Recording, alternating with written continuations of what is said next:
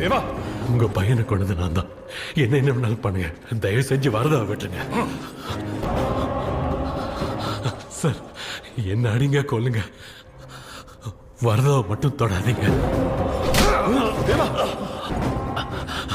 Sir, Vishnu இந்த கையால தான் கொன்ன.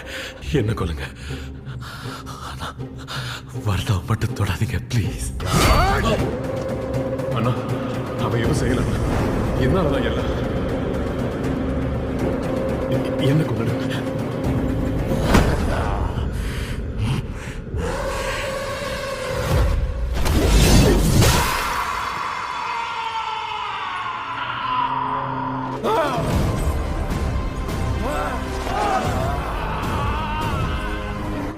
தொடக்கூடாதுன்னு சொன்னலடா, உன்னை யாரும் தொடக்கூடாது.